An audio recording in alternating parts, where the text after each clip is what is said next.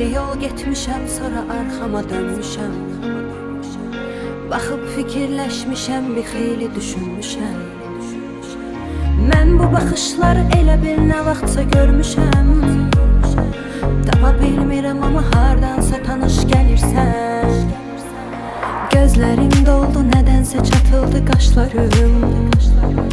Səbəbsiz heyecanlanmağa birdən başladım. Tutup qucaqlamaq istədi səni göz yaşlarım. Bəlkə də yad getmisən, indi tanış gəlirsən. Tanış gəlirsən. Harda görmüşəm səni, dönüb olmuşam dəli. Unuda bilməmişəm üzünü, hardansa tanış gəlirsən. Sənə dönmüşəm gəlib, görüb olmuşam dəli.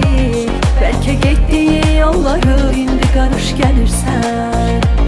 Harda görmüşəm səni, dönüb olmuşam dəli. Unuda bilməmişəm üzünü, hardansa tanış gəlirsən. Sənə dönmüşəm gəlib, görüb olmuşam dəli. Bəlkə getdiyi yolları indi qarış gəlirsən.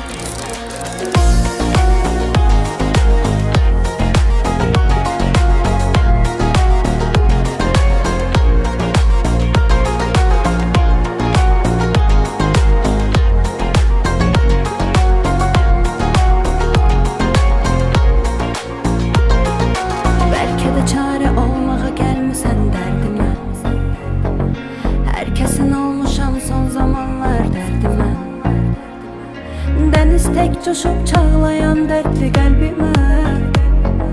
Quraqlıq salıb gedib indi yağış gəlirsən. Biraz qorxa-qorxa olsa da yanına yanaşdım.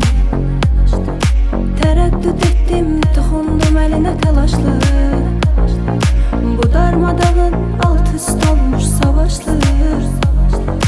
Həyatıma barış gətirirsənsə xoş gəlirsən. Harda görmüşəm səni, dönüb olmuşam dəli. Unuda bilməmişəm üzünü, hardansa tanış gəlirsən. Sənə dönmüşəm gəlib, görüb olmuşam dəli.